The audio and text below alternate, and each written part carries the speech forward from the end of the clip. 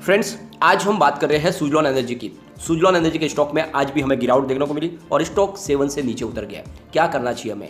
क्या स्टॉक से निकल जाना चाहिए या फिर अभी लॉन्ग टर्म के लिए इसको होल्ड करके रखना चाहिए? काफ़ी लोगों को चिंता होती है कि स्टॉक लगातार नीचे गिर रहा है। तो एक बात का आपको ध्यान रखना है कि मैंने बार बार आपको कहा कि अगर आपका नजरिया लॉन्ग टर्म का है तभी आप सुजलॉन एनर्जी में बने रहें, वरना यहाँ से निकल सकते हैं। क्योंकि यहाँ पे सबसे बड़ी बात है कि लगातार गिरावट का माहौल तो बना हुआ है, सारे के सारे पेनी स्टॉक नीचे है, तो ऐसे में सुजलॉन एनर्जी भी बच के नहीं रह सकता।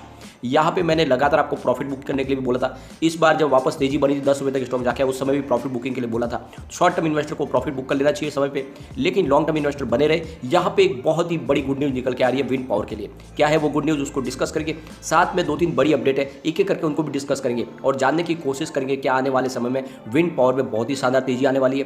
क्या ऐसे में ये जो छोटा सा पेनी स्टॉक है ये हमें मल्टीबैग रिटर्न दे सकता है? क्योंकि आपको ये पता होना चाहिए कि हिंदुस्तान की विंड टर्बाइन क्षेत्र की, विंड पावर क्षेत्र की ये नंबर 1 कंपनी है। तो आने वाले समय में जो सरकार की तरफ से जो कदम उठाए जाएंगे, इसका फायदा तो इसको मिलने वाला ही है।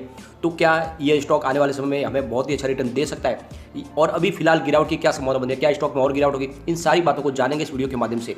लेकिन फ्रेंड, उससे पहले अगर आप पहली बार हमारे चैनल पर आए तो चैनल को सब्सक्राइब कर दीजिए, एक बेल आइकॉन दबा दीजिए ताकि जब भी नया वीडियो बने पहला नोटिफिकेशन आपको मिले। वीडियो पसंद आए तो लाइक शेयर जरूर कीजिए। चलो फ्रेंड्स, वीडियो स्टार्ट कर। सबसे पहले आज की ट्रेडिंग को डिस्कस कर लेते हैं। स्टॉक ओपन हुआ 6.75 पर, 6.70 का लो बना, हाई 6.95 का, अंत में 6.80 पर क्लोजिंग रही, जहां पे आपको 0.73% की गिरावट देखने को मिलेगी। अगर आप दूसरी तरफ देखोगे तो निफ्टी एनर्जी में आज बहुत ही जबरदस्त गिरावट थी। निफ्टी एनर्जी में 24,186 का स्तर हमें देखने को मिला, जहां पे 922 पॉइंट की जबरदस्त गिरावट, यानी 3.67% गिरा निफ्टी एनर्जी।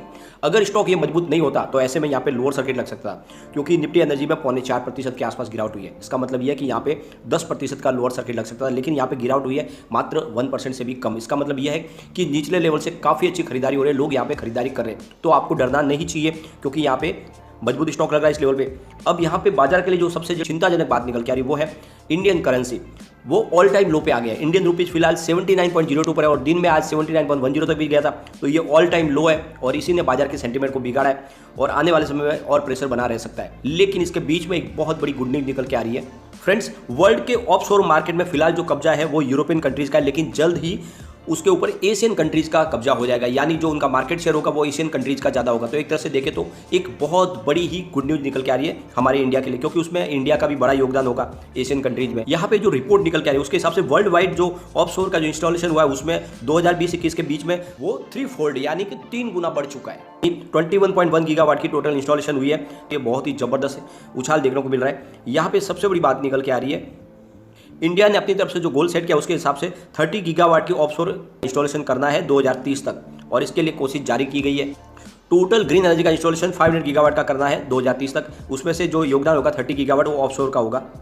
सरकार ने इस तरफ कदम बढ़ाने शुरू भी कर दिए है। सरकार की तरफ से जो निर्णय लिया गया उसके हिसाब से 4 गीगावाट की कैपेसिटी का पर ईयर इंस्टॉलेशन किया जाएगा, और जिसके लिए इन्होंने अभी टेंडर निकालने की शुरुआत कर दी है। जल्द ही टेंडर निकाले जाएंगे, जिसमें तमिलनाडु और गुजरात में फाइनेंशियल ईयर 2022 से 23 के बीच में 4 गीगावाट का इंस्टॉलेशन होगा।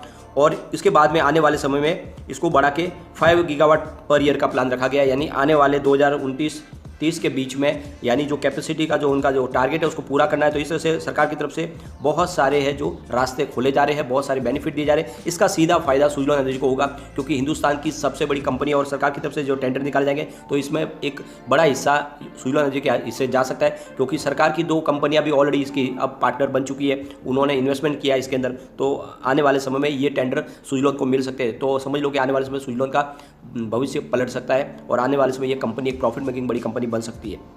आने वाले महीनों में फर्स्ट इसका टेंडर निकाला जाएगा गुजरात और तमिलनाडु के लिए, और उसके बाद में धीरे धीरे इसको बढ़ाया जाएगा।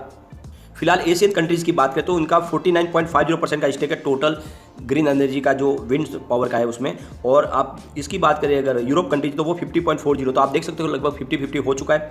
और आने वाले 2022 के एंड तक ये जो है ये आंकड़ा बढ़ जाएगा और एशियन कंट्रीज आगे निकल जाएंगे इंस्टॉलेशन में, और स्पेशली चाइना का योगदान बड़ा है। लेकिन फिर उसके बाद में इंडिया भी मजबूत है। तो आप देख सकते हो कि लगातार इसमें इंस्टॉलेशन बढ़ रहा है और धीरे धीरे यूरोपियन कंट्री को पछाड़ते हुए इंडियन और एशियन कंट्रीज आगे निकल रहे हैं, जो हमारे लिए एक बहुत बड़ी खुशखबरी निकल के आ रही है। तो आप समझ सकते हो ये कंपनी का भविष्य उज्ज्वल है और आने वाले समय में ये कंपनी और कमाल करते हुए दिखाई दे सकती है। तो अगर आपका नजरिया लॉन्ग टर्म का होगा तो यह स्टॉक वाकई में आपके लिए मल्टीबैगर साबित हो सकता है। यहाँ पे एक और बड़ी खुद न्यूज निकल के आ रही है हमारे लिए।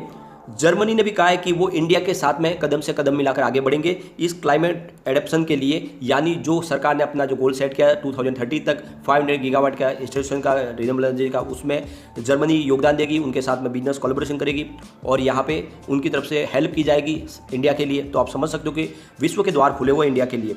दूसरी तरफ अगर आप देखोगे तो G7 देशों की जो मीटिंग हुई उसमें भी सबने निर्णय लिया है कि इंडिया को जो उनका क्लीन एनर्जी का जो गोल सेट किया उसको जल्द से जल्द पूरा करने के लिए कोलैबोरेशन किए जाएंगे। तो G7 देश ने भी अपनी तरफ से मदद के हाथ बढ़ाए। तो आप समझ सकते हो कि आने वाले समय में यहाँ पे बहुत सारा इन्वेस्टमेंट आने वाला है। तो ऐसे में छोटा सा सुजलॉन एनर्जी का स्टॉक आने वाले समय एक बड़ा मल्टीबैगर बन सकता है। तो नजरिया लॉन्ग टर्म का होगा तब तो आपको अच्छा खासा रिटर्न मिल सकता है। शॉर्ट टर्म इन्वेस्टर के लिए फिलहाल टेंशन वाली बात है, क्योंकि बाजार के जो अभी फिलहाल जो सिग्नल दिख रहे हैं वो काफ़ी वीक है और उस वजह से आने वाले समय में हमें हो सकता है कि गिरावट दिखाई दे। लेकिन अगर आपका नजरिया लॉन्ग टर्म का तो कोई डरने की बात नहीं है। अब यहाँ पे हमें Q1 का रिजल्ट भी देखने को मिलेगा, क्योंकि ऑलरेडी तो कंपनी ने विंडो है वो बंद किया है इनसाइडर ट्रेडिंग के लिए और उन्होंने कह दिया कि हमने Q1 की तैयारी कर ली है, जल्द ही रिजल्ट हमारे सामने आ सकता है। अगर हम इनके रिवेन्यू को देखें पिछले एक साल के हिसाब से तो मार्च 2021 में इनका 1136 करोड़ रुपये का रिवेन्यू था। जून में वो बढ़कर 1142 करोड़ तक पहुंचा। सितंबर 2021 में 1356 करोड़ तक पहुंचा और दिसंबर आते थे इनका रिवेन्यू बढ़कर 1610 करोड़ तक पहुंचा। लेकिन मार्च में कंपनी ने जबरदस्त कमाल किया, इनका रेवेन्यू सीधा 2474 करोड़ तक पहुंचा। तो बहुत ही जबरदस्त बढ़ोतरी हुई है रेवेन्यू में। लेकिन उसके उलट ये भी हुआ है कि इस बार लॉस भी बढ़ा हुआ है इनको मार्च में। आप देखोगे तो मार्च 2021 में इनको 56.65 करोड़ का लॉस था। जून में वो लॉस घटकर 22.44 करोड़ तक आया और सितंबर 2021 में इनका लॉस 10.55 करोड़ तक रह गया। लेकिन दिसंबर में कंपनी को 37.69 करोड़ का प्रॉफिट हुआ था, लेकिन वो सारा का सारा प्रॉफिट जाते हुए कंपनी को 204 करोड़ का बड़ा लॉस हुआ है मार्च क्वार्टर में। लेकिन क्या ये मार्च में आने वाले Q1 में क्या लॉस और बढ़ेगा या फिर यहाँ पे वापस कंपनी प्रॉफिट में आ जाएगी? तो पिछली बार जो कंपनी को लॉस हुआ उसके पीछे वजह यह थी कि इनका इनपुट कॉस्ट बढ़ा है, वो सारा का सारा जिम्मेदार है, क्योंकि उनको जो मटेरियल उन्होंने खरीदा वो सारा महंगा था और इसी वजह से इस बार ये जो है इनके खर्च में बढ़ने की वजह से ये इनको लॉस दिखाई दिया। लेकिन कंपनी का कहना है कि आने वाले समय में उसका बेनिफिट दिखाई देगा। एक बार हम इसके पिवट लेवल को भी चेक कर लेते तो यहाँ से और गिरावट होती है स्टॉक में। तो 6.73 का पहला सपोर्ट है, ये सपोर्ट टूटा तो 6.62 तक स्टॉक जाएगा। जो तीसरा सपोर्ट निकल के आ रहा है वो 6.43 का है। लेकिन अगर पॉजिटिव माहौल बना तो 7.03 का पहला रेजिस्टेंस है, इसको पार कर लिया तो 7.22 तक स्टॉक जाएगा और इससे आगे गया तो फिर 7.733 तक भी जा सकता है। तो आप देख सकते हो कि फिलहाल स्टॉक में थोड़ा सा माहौल नेगेटिव बना हुआ है। इसके पीछे सबसे बड़ी वजह है बाजार में गिरावट। आज निफ्टी एनर्जी ने जिस तरह से बड़ी गिरावट देखी उससे एक बात तो समझ में आ रही है कि आने वाले दिनों में भी पावर सेक्टर के शेयरों में दबाव बना रह सकता है। लेकिन जिसका भी नजरिया लॉन्ग टर्म का है उनको कोई डरने की बात नहीं, भले ही स्टॉक 5 रुपये तक आ जाए, ये स्टॉक आने वाले समय में एक बड़ा मल्टीबैगर बन के रहेगा, क्योंकि गवर्नमेंट ने अपनी तरफ से ये सोच लिया है कि सुजलॉन एनर्जी को पूरी तरह से सहयोग करना है, क्योंकि सुजलॉन एनर्जी विंड पावर क्षेत्र में नंबर 1 कंपनी है और ऐसे में इंडिया को जो अपना गोल अचीव करना है उसका सबसे बड़ा जरिया है सुजलॉन एनर्जी। तो किसी भी तरीके से कंपनी सुजलॉन को डूबने देगी नहीं।